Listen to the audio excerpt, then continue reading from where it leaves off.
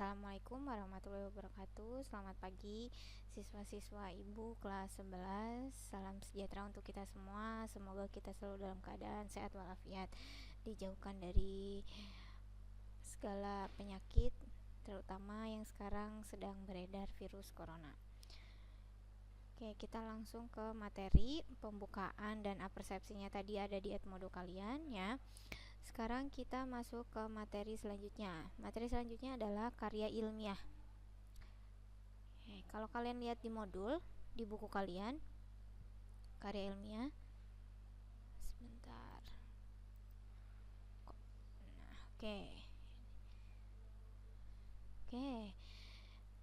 Apa yang harus kalian pahami sebelum kalian memahami? Jangan pernah berpikir karya ilmiah itu berat.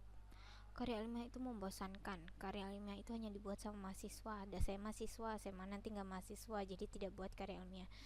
Banyak hal yang kalian harus tahu karya ilmiah. Kalaupun kalian tidak buat, dengan kalian membaca karya ilmiah, pengetahuan kalian bertambah lebih banyak lagi. Kenapa? Karena sebuah karya ilmiah itu adalah hasil produk dari penelitian suatu lembaga atau satu orang yang namanya diteliti, pasti mendapatkan kesimpulan yang bermanfaat untuk kita semua. Oke, sebelum lanjut, Ibu akan coret-coret ya. Nah, coret-coret di sini kalian sambil bisa buka modul kalian sambil lihat video ini. Oke, kita coret-coret. Kita coret-coret.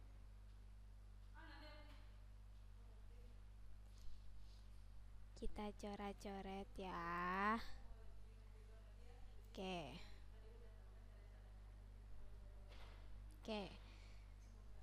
Kita belajar karya ilmiah. Oke, semoga kalian di rumah sambil nyatet ya. Nah, karena ini tulisan tidak di papan tulis, di tulisnya di papan digitizer, di papan digital, jadi tulisannya pasti acak-acakan. Nah, karya ilmiah. Jangan berpikir seperti tadi membosankan, berat bahasanya ini.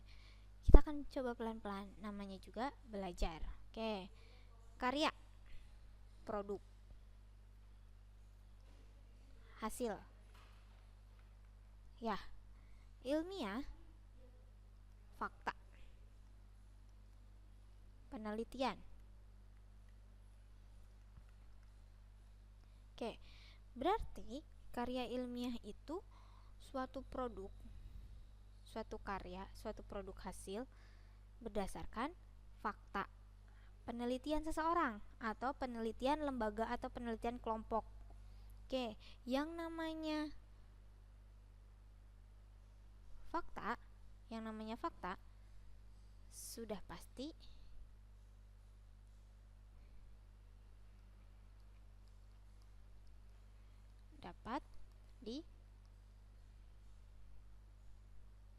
dapat dibuktikan.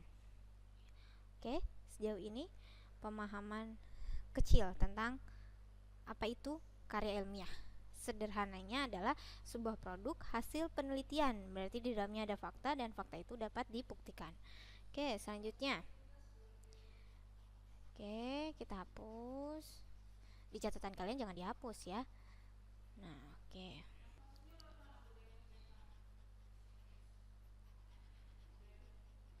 Wah, penelitian berat, Bu. Kalian pasti berpikir seperti itu ya.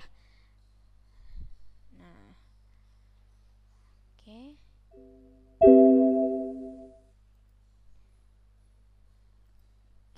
Nah, jangan berpikir itu berat.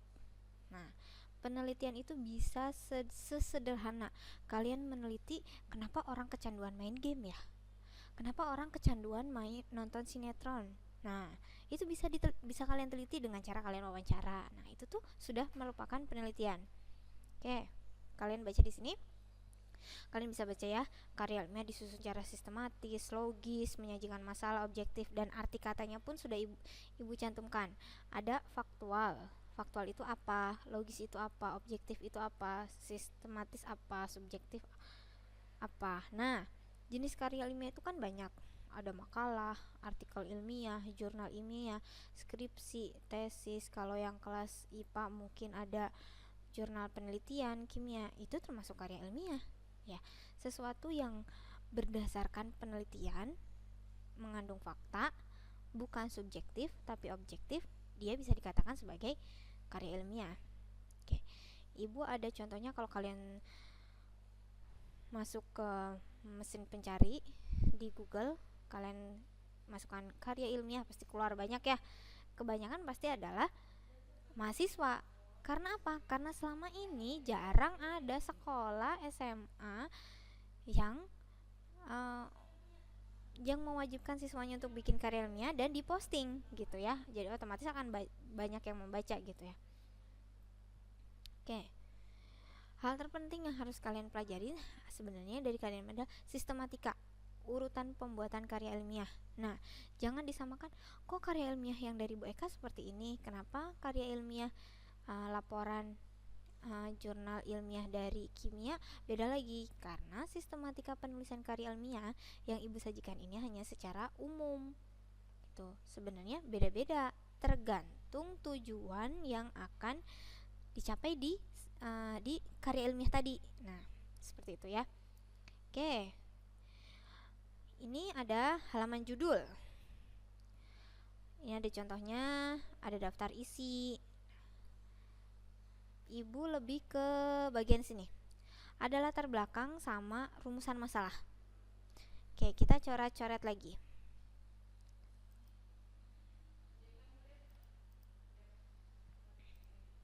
Oke. Yang paling penting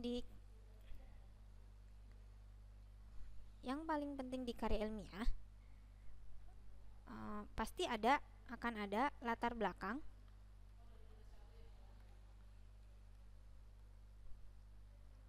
sama rumusan masalah.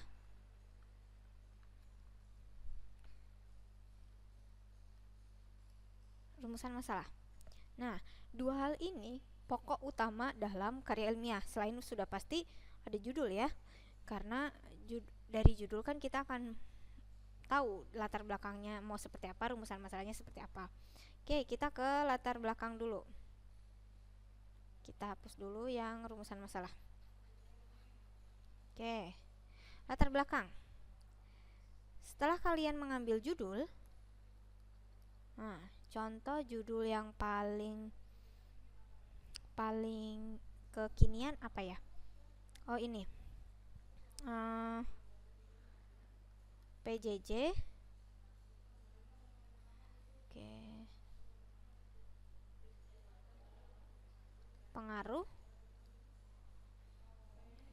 PJJ. Sebentar. Pengaruh PJJ terhadap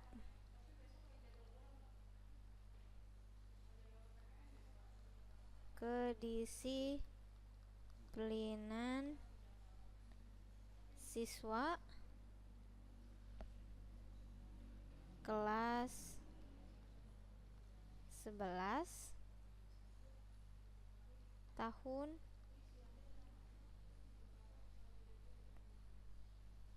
2021. Oke, ini judulnya ya. Nah, ini judulnya. Oke. Yang menjadi latar belakang, di latar belakang kalian, di latar belakang sini, apa yang harus ada? Coba sambil ini. Latar belakang itu tuh isinya apa sih? Apalagi anak OSIS, mungkin anak MPK yang udah sering bikin proposal, anak keorganisasian. Jadi terkadang kalian lupa judulnya apa, latar belakangnya apa, gitu ya.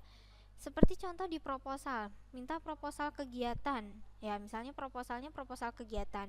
Kegiatannya crescendo, latar belakangnya bukan tentang crescendo, tapi intinya kalian proposalnya, inti tujuan proposalnya teh istilahnya minta dana. Bukan itu. Selain iya betul itu, tapi ada lebih yang krusial lagi. Si crescendo itu tuh apa? Nah, seperti ini. Pengaruh PJJ terhadap kedisiplinan siswa kelas 11 tahun 2021. Berarti kita bisa ambil latar belakangnya itu. Ini judulnya ya. Kita Oke, judulnya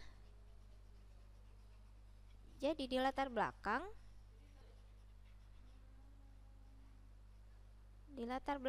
kalian harus memasukkan apa? Di latar belakang kalian harus memasukkan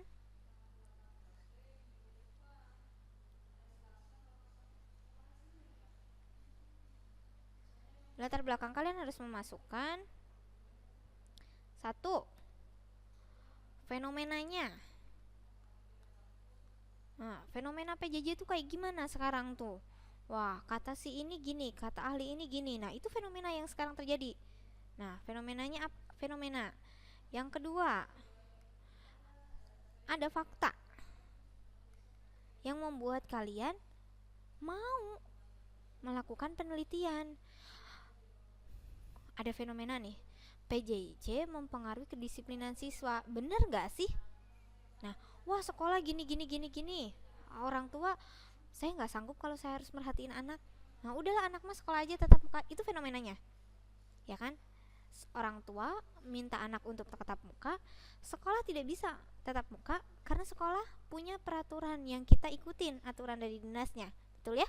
Nah, terus faktanya kalian harus munculkan yang namanya fakta. Itu tidak bisa dari hasil kata orang, harus yang terpercaya. Oke, harus data yang terpercaya. Misal, menurut data dari Kemendikbud bahwa betul. Nah, apa? Nah, itu baru bisa dikatakan itu adalah fakta.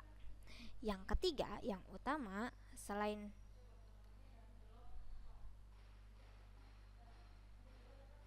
jelaskan mengapa kalian memilih judul itu. Bukan berarti karena saya memilih judul itu sebagai tugas, bukan itu. Jadi hal lain apa yang membuat kalian memilih tadi PJJ berdampak pada disiplin siswa.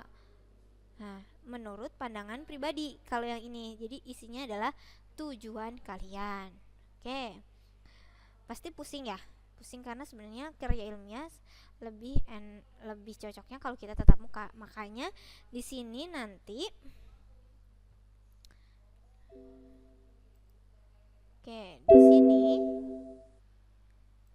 di sini ibu hanya akan memberikan penugasan itu hanya 2. Nah, latar belakang dan rumusan masalah. Kalau rumusan masalah, yang namanya rumusan masalah di mana-mana bentuknya adalah pertanyaan. Berarti menggunakan kata tanya diakhiri tanda tanya.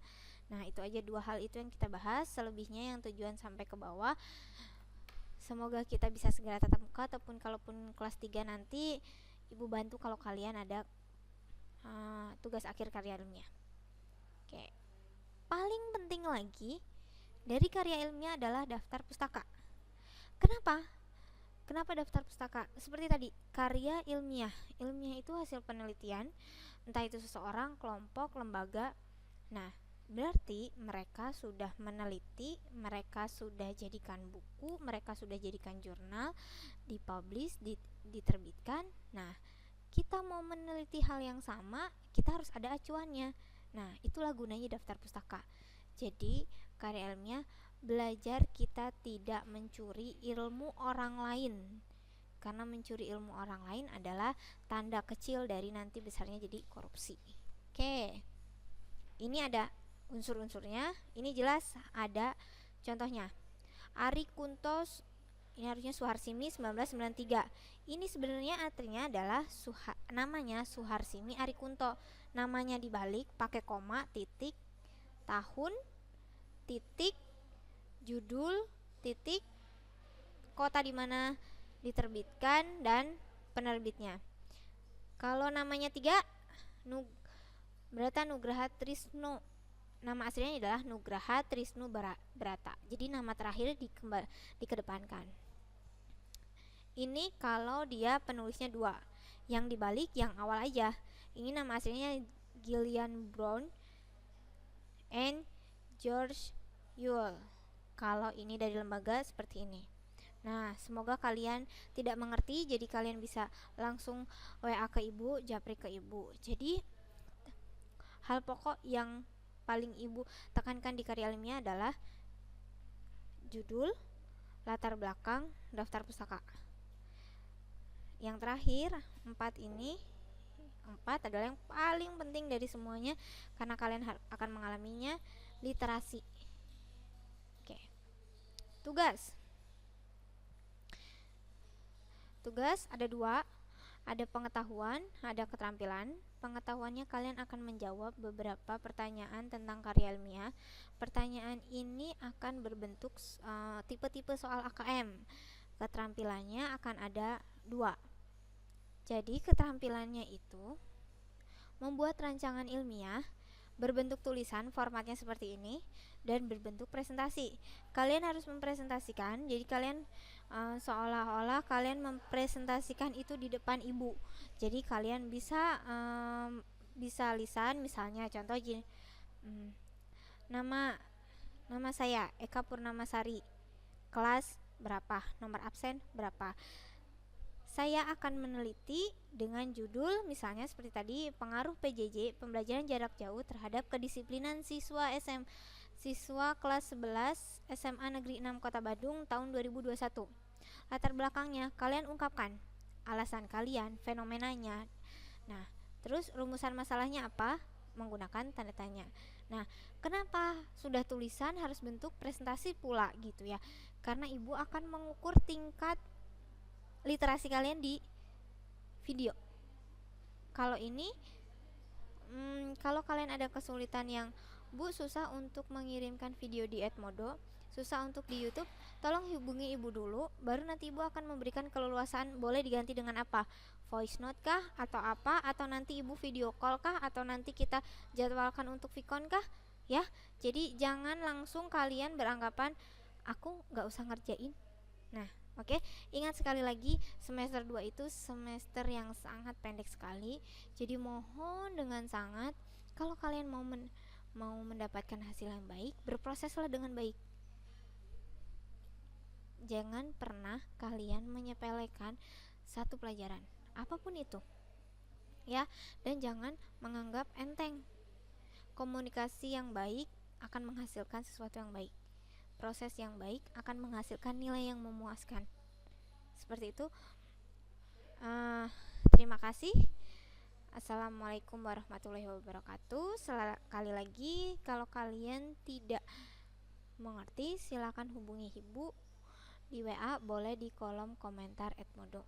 Akhir kata, wassalamualaikum warahmatullahi wabarakatuh. Selamat siang, selamat mengerjakan tugasnya. Sehat selalu untuk kita semua.